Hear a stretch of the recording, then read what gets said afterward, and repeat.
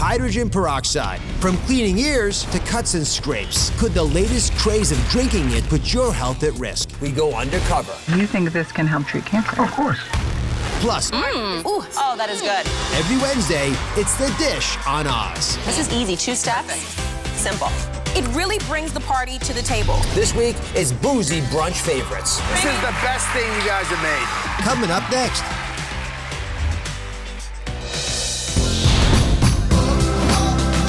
Y'all ready for season 10?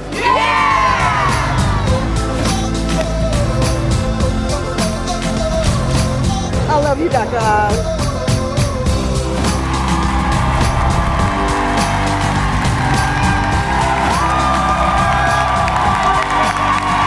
Welcome to the show. Thank you very much. I love, with all you at home, come to me with your ideas and your home remedies. So I'm opening up the show today with 3 audience members right here. Let me see the brown bottles, right? Who say they are using hydrogen peroxide home cures and they've become second nature in their daily routines. From using it for earwax removal to cleaning out wounds, even teeth whitening. But here's the question. Do they work? And is putting hydrogen peroxide in or on your body even safe? All right, you guys ready for this? Yes. All right, please head on over to your stations. You get ready over there. We're gonna get all these peroxide tests we're gonna do. And later, our investigation goes deeper, looking into the new food-grade hydrogen peroxide being sold in health food stores and promising to cure everything from your headaches, allergies, chronic pain, even Alzheimer's and cancer. Is there any credence to it, or is it just a dangerous new scam? Investigative journalist Schiavocampo did a deep dive on all things hydrogen peroxide. Let's start with the basic question. Yeah. What is in that brown box? Yes. That bottle that everyone's walking around with? So hydrogen peroxide chemically is actually really similar to water. Water is H2O. This is H2O2. So there's one extra oxygen molecule. That's water. Yep. And that's hydrogen peroxide. Exactly. That sounds pretty safe. Yeah, it sounds pretty safe. A lot of people are used to seeing it from this brown bottle at the supermarket or the pharmacy, very commonly used. This version is about 3% concentration, so very low concentration. Okay, everyone remember that number 3%? It's going to come back in a little bit. The first hydrogen peroxide hack has to do with removing earwax. We're going to test it out. And Jaleesa from our medical unit, thanks for being here. We have a great medical unit guy that made of medical students and doctors, and she's one of the members. He's here with Nadia, who swears by this wax removal technique. All right, so we brought a little model of the ear here. See the little stuff here?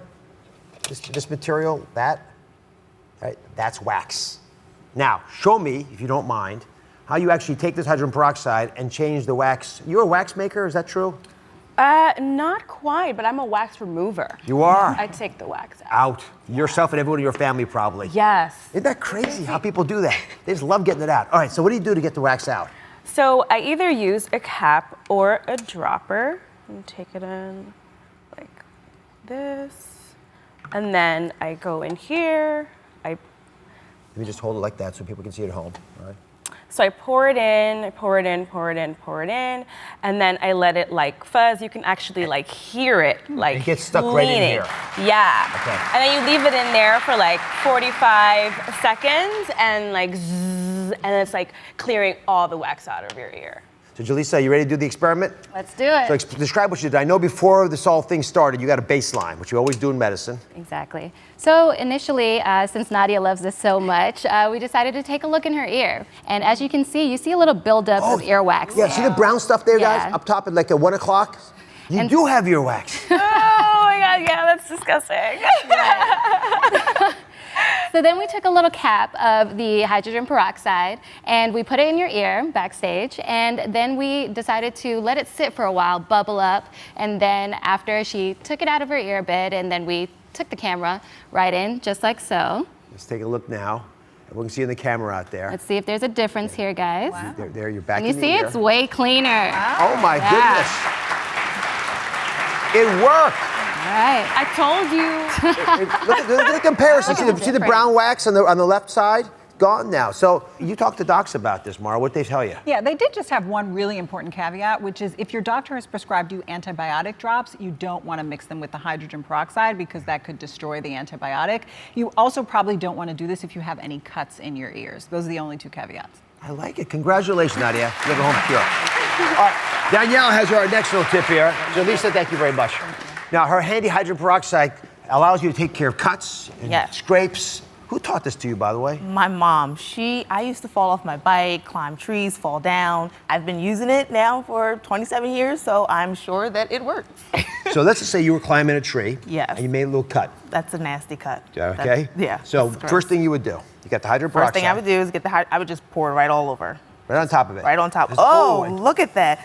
That's how you know that all of it is getting clean. Look at that oozing and the outer. Oh, that's my favorite part of it. When cleaning the cut, I just see everything coming out. See, the brilliance of hydrogen peroxide is you can feel it bubbling in your ear. You can see it bubbling on your skin. The only catch is we don't know if bubbling actually means it's doing anything. Right? Could be show. So, Mara, you poured over all the data with the medical unit. Yeah. Just break it down for us. You might not like this. Oh, gosh. So hydrogen peroxide is actually the most commonly used solution for treating fresh wounds, and people think exactly what you just said. Because I can see it fizzing and bubbling, I'm seeing evidence that it's working. So that is partly true. It is killing some bacteria, but more and more studies have found that it is ineffective in helping a wound heal, and it can actually slow down the entire process. So it's probably not the best option for cleaning a wound out. So my mom was wrong. Well, I don't want to say that. Mom is never wrong, but there might be better options. Okay. Yeah, and there are definitely worse things you can put in your wound. But when it comes to hydrogen peroxide, as someone who's with 4 children, had to deal with this a lot, I would skip it. Well, it's good to know now. You can put it in your ear instead. In the last hydrogen peroxide home cure, we investigated, should you rinse hydrogen peroxide to whiten your teeth? Catherine has tried it for us. Let me see that smile. It's a big. I mean, look, it's got to work, right? Well, it's a beautiful smile, but it may not be related to the hydrogen peroxide. But does it seem to work for you? You happy with it? I swear by it. I think it works. Right, to get to the bottom of this, we reached out to Dr. Sivan Finkel. He's a great cosmetic dental specialist who knows a thing or two about whitening your teeth. Take a look. Does hydrogen peroxide work as a do-it-yourself method of whitening your teeth? The answer is, while hydrogen peroxide is the right chemical for the job, it's all about the delivery method. Generally, when people try this at home, they're taking a 3% mixture, which is available at any drugstore, and rinsing with it in hopes of whitening their teeth. While this might give you other oral benefits, such as fresher breath or less inflamed gums, it's not really going to do much in terms of whitening the teeth because it's a very weak concentration and it's not really being held against the teeth as it is when we do professional whitening treatments. So, is rinsing with hydrogen peroxide a good do-it-yourself method for whitening? No.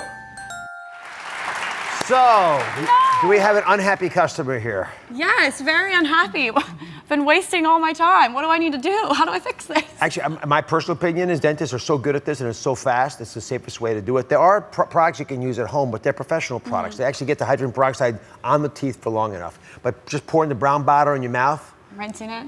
not the way to go. But keep right. smiling. Thank you. All right, up next, a consumer alert. The new hydrogen peroxide scam. This is important. That's being used to exploit sick people looking for a cure. We go undercover to catch these peddlers in action. You're not going to believe what we found. I'm with my favorite foodies of the dish. Jamaica, what are you making today? Oh yeah, we are taking this leftover bread and we're making something sweet and delicious your family is going to love. Stay tuned. Oh.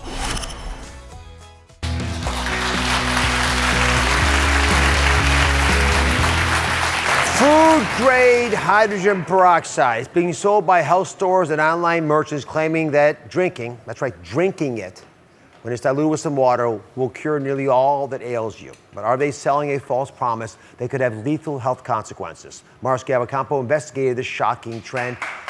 I gotta say, this has caught me off guard.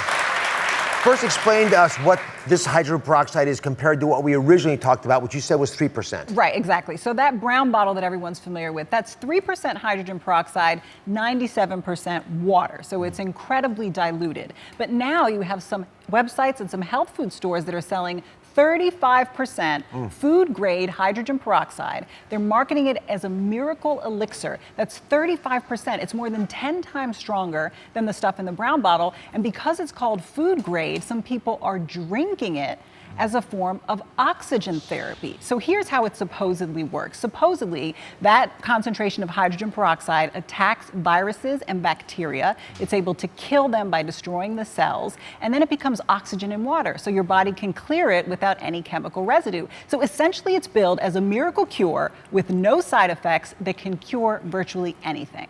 But you might go back to something. You said it was food grade. That does mean food grade means it's food. You're supposed to be able to eat it. Yeah, you can understand why people would be confused by that, right? So think about it this way. Hydrogen peroxide at 6 to 10% is used to bleach your hair. It's used for hair coloring. Would you want to drink something that is 3 times stronger than that? The answer is no. Guys, I don't know if any of this was on your radar screen, but I want it to be on there now because we're about to shock you with some of Mara's work. But I do know, because I've heard about it from many of our viewers, that people are drinking it, even though it's supposed to be put on your food, not on your body. Yeah. So Mara went undercover, which I appreciate you doing, to see just what these stores and companies are peddling. This is going to shock you. I've been hearing a lot about the dangers of food-grade hydrogen peroxide, so I'm going to go undercover and try to buy some.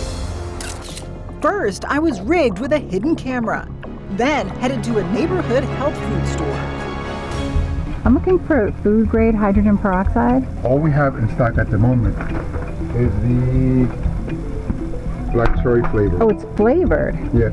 And then, but what if somebody has cancer or something? Can this, because I've read that people are using it for that too. Yes, big time. Okay, really? Cancer is like a fungus, and this kills the fungus. So you think this can help treat cancer? Of course. If you had a fungus on your skin, it would kill it. Same way it works internally. All right, so this should last me a while then. Yes. Online, you can also find outrageous claims about food-grade hydrogen peroxide. This site, for example, says it can help with everything from Alzheimer's to cancer. I called 3 companies to ask more questions. Only one answered. Customer service, can I help you? Hi, my name is Mara Schiavocampo. I'm calling from the Dr. Oz show. We do not give any medical advice. Well, how do people use it? They hung up on me. Yeah, it's upsetting, isn't it? The hydrogen peroxide Mara bought is here. This is actually, we tweaked it a tiny bit, just so that we can show you the label the way it actually looks. And when I smell it, it's got that nice aroma of cherries, right? So why would you put a cherry aroma in something? It's a hint that you're supposed to be able to drink it. That's what it's meant for. The label has other clues that worry us. Yeah, clearly the manufacturer intends for people to drink this. They made it fruit flavoring, which, as you know, why would you add flavoring if you're not supposed to drink it? And it says right on the bottle, take a drink and enjoy. They're advertising this for better health. This is so bad that one state agency has said anything above 12%, this is 35%, anything above 12%, don't buy it, don't drink it, don't even bring it into your house. And if you do drink it, go immediately to the emergency room. That's how serious this is. Yeah, it says consume daily for better health. And states are saying even 1/3 this amount you shouldn't even have in your home. That's a problem. Mara, thank you very much. All right, so Dr. Robert Sherman is here. He's an emergency room doctor who's witnessed multiple cases of hydrogen peroxide poisoning come through his ER. So Dr. Sherman, thank you for joining us. Hydrogen peroxide, it can do a lot of damage. We've been talking about it, but when they come to your ER, what goes on? Oh gosh, number one, thank you for having this segment. It's so needed. There's a lot of misconceptions out there for a lot of home remedies. So hydrogen peroxide primarily will be caustic, very irritating to your mouth, to the lining of your stomach. 35% is really an extraordinarily high percentage of hydrogen peroxide. The household concentrations are generally not dangerous, but we certainly don't recommend ingesting them. When they come in, we will just do basic resuscitation, basic supportive care. Most patients are nauseous, they'll have an irritated stomach, things of that nature. People who have extraordinarily high or very bad reactions to it, they can actually get holes in their stomach. They can develop gas. Some of the gases can actually go throughout their body, create strokes and things of that nature. Listen, I thank you very much for taking care of these folks and bringing their plight to our attention. Dr. Sherman, God bless you. So, I rarely get this worked up about stuff, but I'm upset. Selling food-grade hydrogen peroxide is not illegal. You know why? Because it has a legitimate use, right? People can use it when they're making foods. But selling it as a healthy elixir, to me, is very unethical. So we reached out to the FDA to see what they had to say about this. And here's what they told us in part. The FDA has never approved high-strength hydrogen peroxide to be taken internally and considers hydrogen peroxide at 35% strength dangerous. They don't want you taking it. After Mara reached out to manufacturers of so-called food-grade hydrogen peroxide, things got pretty interesting. we received a mysterious email from a whistleblower. Well, listen carefully, everybody. Right, who said he was talking to us about fraudulent practices by one of these companies, leading us to believe that when you order so-called food-grade hydrogen peroxide, you may not know exactly what you are getting. Listen, if they're going to cheat and put you in danger by telling you to do things that are wrong with something that they happen to be able to get legally, they'll lie to you about other things as well. Are you all clear on this? Yes. All right, this is something I do not want in your bodies in any way. This is not a home remedy. This just got made up recently. We turned the information they provided over to the authorities. We're going to keep you posted on any further developments as they come in. We'll be right back. And with my favorite foodies of the dish on Oz, Daphne, what are we making? Oh, we're making Not Your Mama's quiche. It's a no-fail recipe that will have your guests swooning. And frozen bellinis. It's a boozy brunch. Stick around. Oh, I'm in.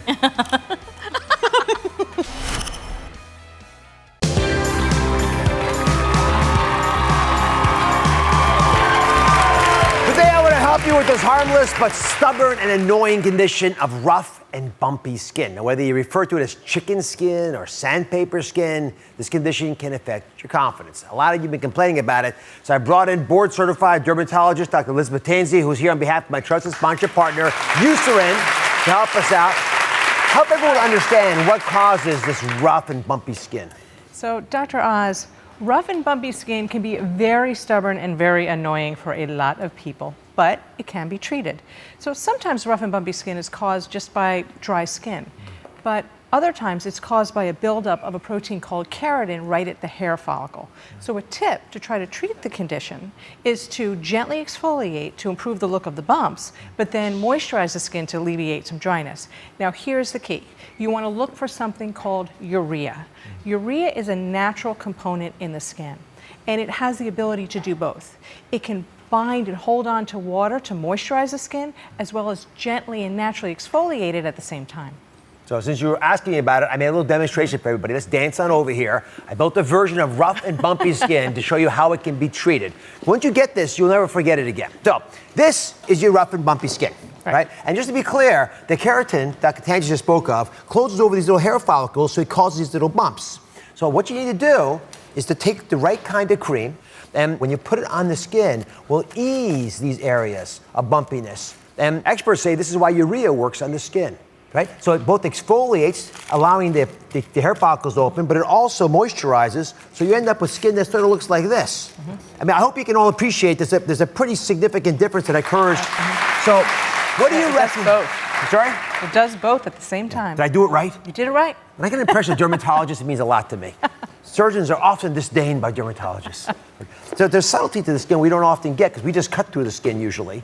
You understand how to heal it. So what do you recommend to treat the rough and bumpy skin that so many folks are complaining about? So for rough and bumpy skin, I recommend a urea-enriched formulation because that's going to not only help support the skin moisture barrier, but it's also going to gently exfoliate at the same time. One I like a lot is Eucerin's Roughness Relief Lotion because not only does it treat the dryness and the roughness, but it also has a nice light feel on the skin, even though it's moisturizing all day long. So, but for those areas, maybe little trouble spots, so specific spots of thicker, scaly skin like elbows, knees, heels, you can use the Roughness Relief Spot Treatment because that's concentrated. It's got 3 times the urea as does the lotion, so you can really show some extra attention on those areas. You have a busy practice. How often do you have patients come to you complaining about rough and bumpy skin? Or how often do you even notice it when maybe they may not have picked up on it yet? It's actually really common. Up to about 40% of adults can have rough and bumpy skin. 40%? And 80% of adolescents, and sometimes we see it running in families. Right. So Dr. Tanzi is going to join us. Eucerin conducted this wonderful survey about their newest innovation for rough and bumpy skin. And we put the data up here, but I want you, if you can, to walk through it for the audience. Right. That number you just gave me, 40%, blows me away. These things are pretty important as well. Yeah, we see it a lot in the office. And Eucerin did a survey of 1,000 people with rough and bumpy skin. And what they found was some very interesting findings. So first off, 41% of those people that were surveyed with rough and bumpy skin steer clear of sleeveless clothing when they're having their rough and bumpy skin. So it is changing what they're doing on a day-to-day basis. Right. Also, we'll see, and this floored me. Nearly half of those patients surveyed with rough and bumpy skin would actually sacrifice junk food to eliminate their condition. I mean, they hate it so much they would just stop junk food if they could. How many of you in that group? Powerful, isn't it? I mean, I can't get you to stop eating junk food. Rough and bumpy skin will do it. It's pretty powerful. Right.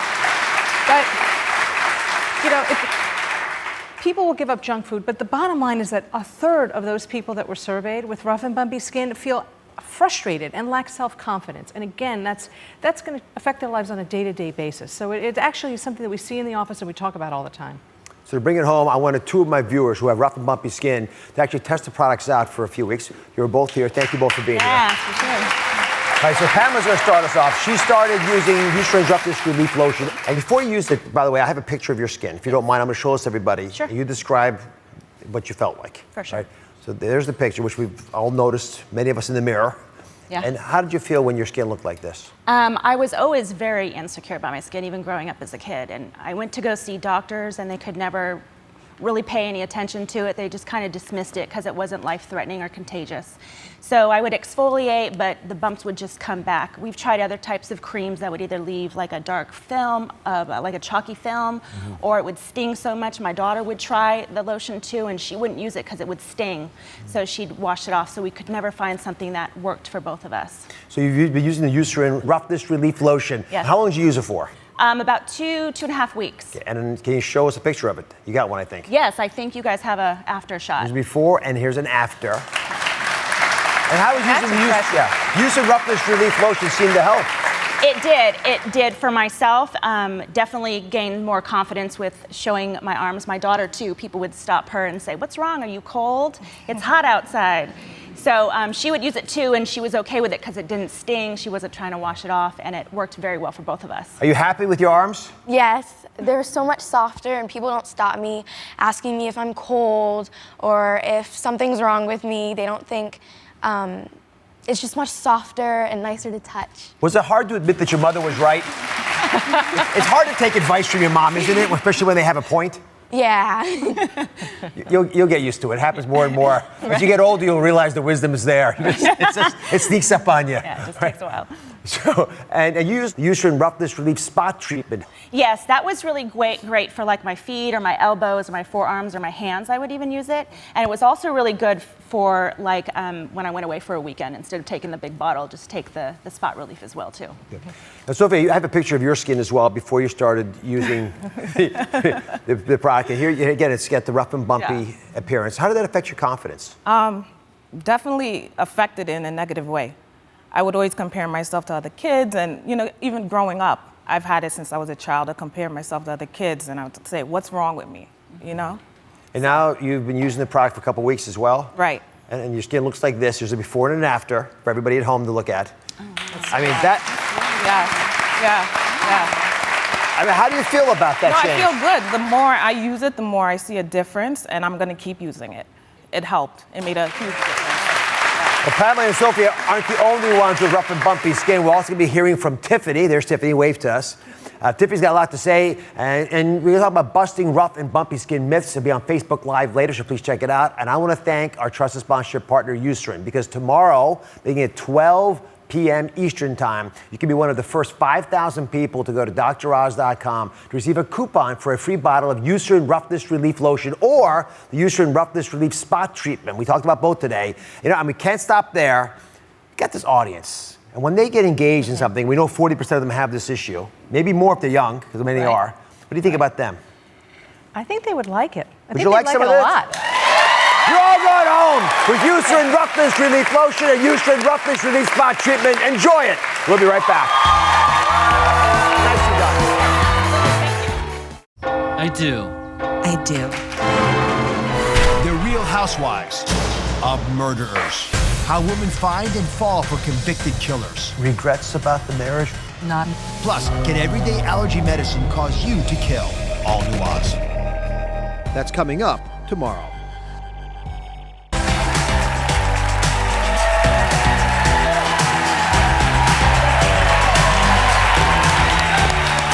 We're back with our brand new series, The Dish. So pull up a seat because you don't need a reservation. We are dishing out the trending recipes and foodie obsessions and tricks even the most challenged home chef could use to spice up their cooking. And I love the fact that my daughter Daphne has the hookup. So what do you got for us today? Today's a good show, you guys. It's all boozy brunch favorites, okay?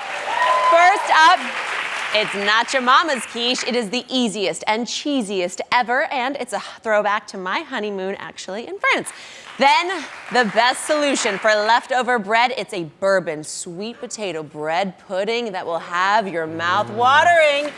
And we're gonna be trying the latest Bloody Mary that are blowing up Instagram, okay? Keeping it boozy. Now, the real question is, who are your foodie friends? You bring the biggest stars. Share them with us. We've got some great ones today. TV legend and host of Valerie's Home Cooking and best-selling cookbook author of One Dish at a Time, Valerie Bertinelli. Hi, beautiful. We have Food Network star and chef and caterer to the stars with Southern and Caribbean roots, Jamaica Pessoa. Welcome. And singer, songwriter, and Southern food trendsetter, Jesse James Decker. What a crew. I'm going to go join the audience. We're going to taste whatever you make it really good for us today. Oh, yes. You guys are eating today a little bit. Good stuff. Hi, guys. Howdy. How's it going? So good. You excited about boozy brunch? Yeah. Is this the best You part? have to ask. That's the best part about brunch. Oh, yeah, obviously. Yeah, absolutely. Okay, so actually, we're going to dive into the hot dish. This is where we break down the biggest food news, from the sizzling food trends to the stories that are blowing up your news feed. And first up is blue wine. Okay, do you guys know about this? What? You know about red, you know about white, you know about rosé, you know about frosé, but you haven't seen this like Smurf-inspired concoction. So you all have it in front of you. We have it here. Give it a taste. Should we try it? Yeah, please. Oh my God, cheers. What grape did this come from? So I'm gonna explain how we got this. Now, first of all, I must say, I mean, a drink that matches my outfit. Like, is this not perfect? I do love this. I guess my biggest question, though, would be, there's no, like, blue dye. This is all natural. No, I'm glad you asked. So this blue color is coming from the skin of red grapes and also something called indigo carmine. It's a pigment that they're getting from a flower, actually, so not any artificial blue dye. What do you think of the taste? It has a non-caloric sweetener in it also. Do you taste that? I I don't like like the sweetener. That's exactly what I tasted. Take the sweetener out. Let me taste what the wine actually tastes like. This is something, y'all, I would serve this at a brunch. You could have it, I don't know, at baby showers. Yeah, this is the pregnant mama doesn't drink. Oh, that's a great idea. As a gender reveal wine. Gender reveal wine. There you go. Yes. Rosé or blue wine? We are only having girls from here on out. I only want the rosé. But I want to check in with my dad. What is the health situation here? Is it still heart healthy to have this blue wine? Perhaps for Smurf hearts. but let me speak as a heart doc. So resveratrol, which is what makes the dark grape skins shine in red wines, is fantastic for you. Great antioxidant. And there has to be some in here, I am positive. The problem I have, team, is that I don't know all the ingredients that are in here. I know I'm not hearing them all because there's no way it would be this sweet by itself. So that makes me a little bit concerned. So the jury's out. But if you like a taste, toast to you.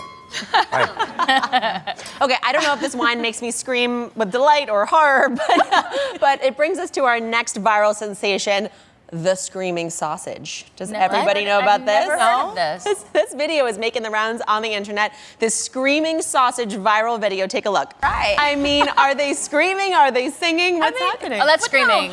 That's totally screaming. That's so funny because it sounds like a pig squealing. Yes. So it's almost like it's pork and sausage. It's a pig note. That's what it sounds like to me. It's like when a lobster goes in a pot of boiling Oh, water. But these sausages are already dead.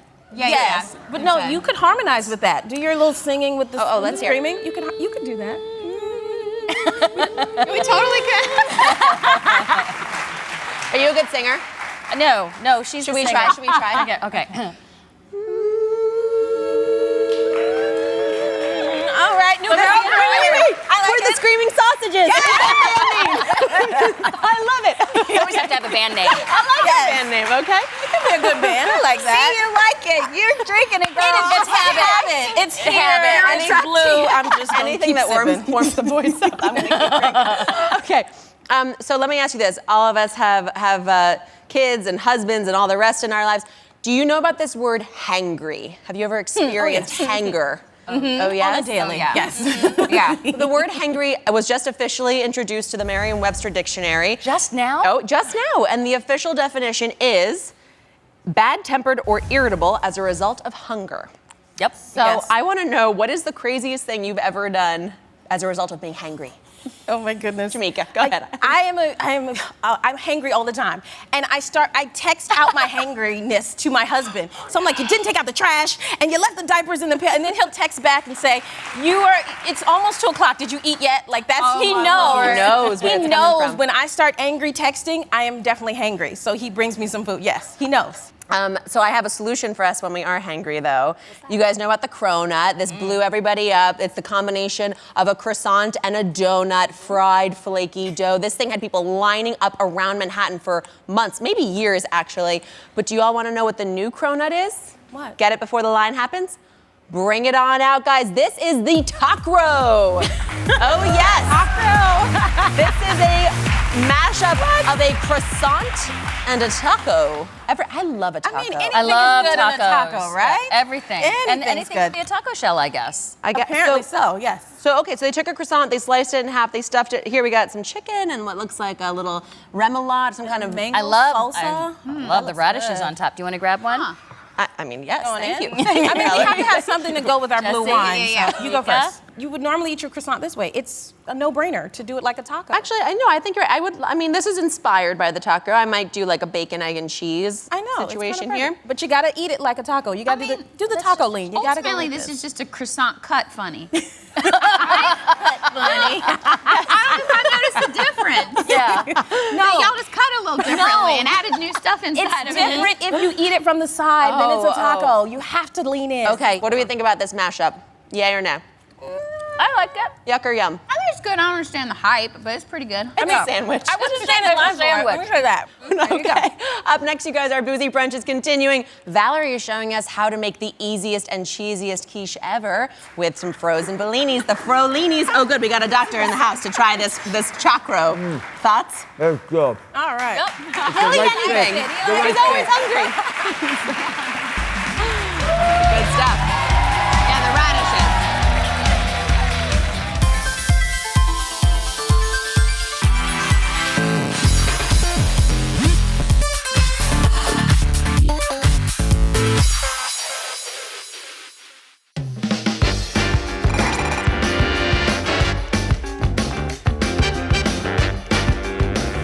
Did everyone like my photo? Whose purse is this? Oh my God, Jacqueline! How could you post this photo? I look like a potato! Where's Emily? I'm worried. I can't lose another friend at brunch. Have you seen my friend? Oh, thank God, she's alive. She liked my photo. Unlike you. I love that.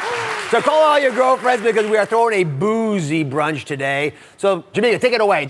Everybody's heard of the frosé, right? Yes. The frozen rosé. Well, that was sold yesterday because we want to do the frolini. Have you ever heard of that? No. And we're doing a peach frolini. I want you to take a look at this. It is peach frolini. You're going to start by putting frozen peaches in a blender and just going to puree them down until they get smooth. And then you pop your bottle, because that's where the party gets started. And it's just champagne, your favorite champagne. Pour in the frozen peach mixture, your puree, in the bottom of a nice flute, fancy flute going on there. And then you add your bubbly, because we all need a little bubbly in our life, right? Yeah. And we cheers it off. I mean, that's how we get the party started, right? That looks good. Yes. So, cheers. Cheers, Jack. Cheers. Yeah. This is easy. 2 steps. Perfect. Simple. I like it. All right, so to pair Speaking with of easing. Oh, yeah.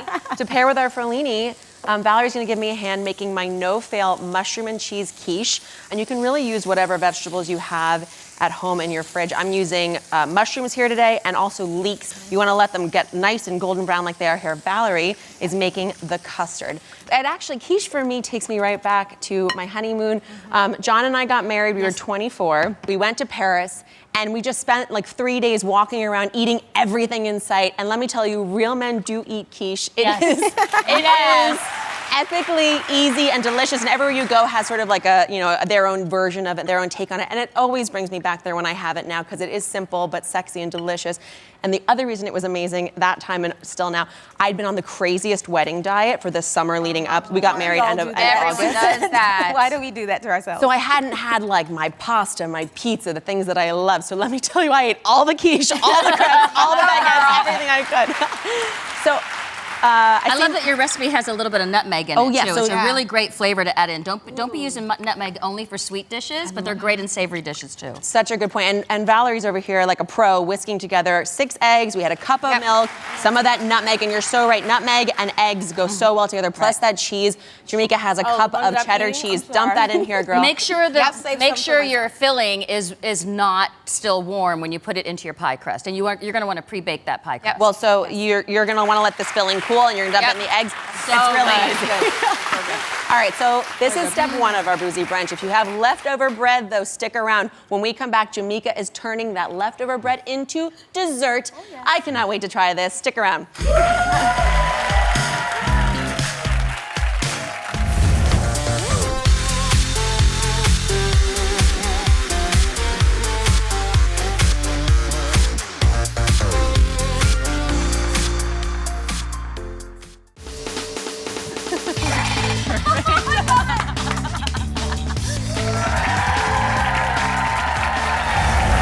That was the Dish Food Exciting Some Fun in the gift box. Here, brunching all day long here. Then we're turning it over to some leftover bread. We're going to turn it into dessert. Jamaica, what are you making over there? Oh, wow. And we are still cooking while tipsy. Please do try that at home, yes. But I am making my sweet potato bread pudding. And it's bourbon in there, y'all. With bourbon? Yes. This smells so good. This sounds so good. This is gonna make the house smell so delicious. Everybody's gonna wanna try this. So we're starting with some day-old cube bread, and it's got that good sound to it. This is French bread. And then I'm adding sweet potatoes. So it's like a sweet potato pie meets French toast So it's kind of healthy. thing. Of course. Oh, please. But you know what? I've actually lightened it up just a little bit so you won't feel so bad about it. Valerie. Okay. All right, so we have our bread here. And then you ladies, will you mash away? And then Daphne, you and I will start on the custard part. So we have 3 eggs in there going away. I will take this. If you will add in our milks. And we're doing a low-fat evaporated milk and a low-fat milk as well in there. I find that very interesting that we're making a loaded bad boy bread pudding and you're using low-fat milk.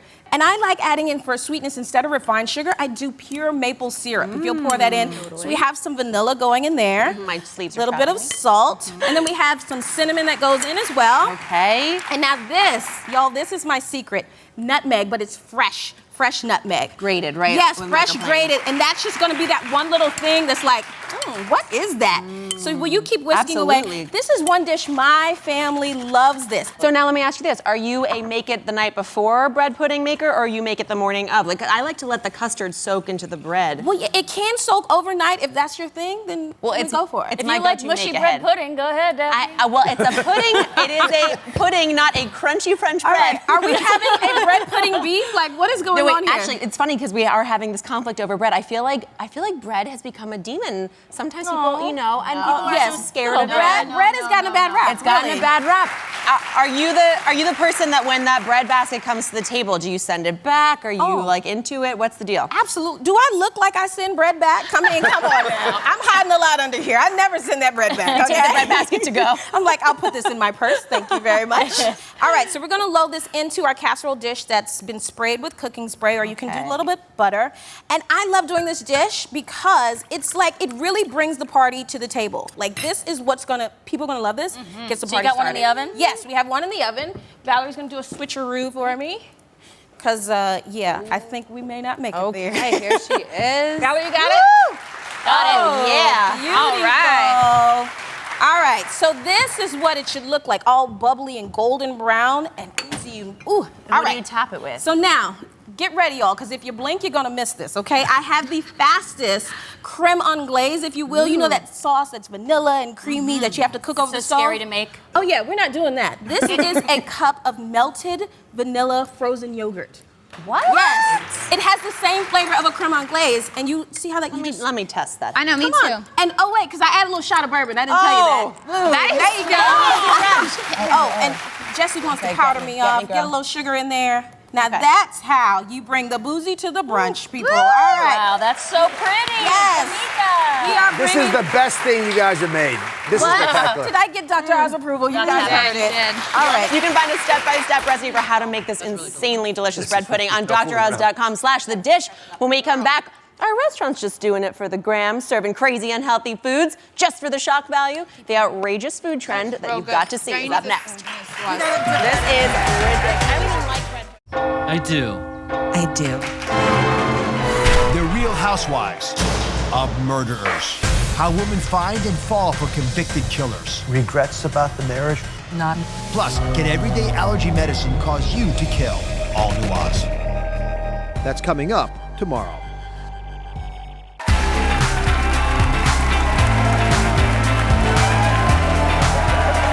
We're back with a dish on Oz. Now a new trend as they dance away. Restaurants are creating over-the-top Bloody Marys, and their customers are not only eating them, they're posting up a storm.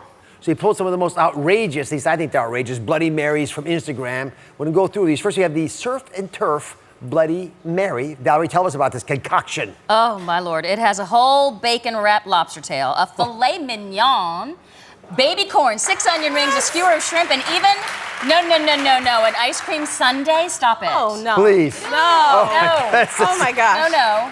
It's not, before you judge, there's also. Oh, I'm judging. But this one. This is from Dallas, Texas, only in Dallas, Texas. It's called a Dallas, Texas Bloody Mary. Take a listen.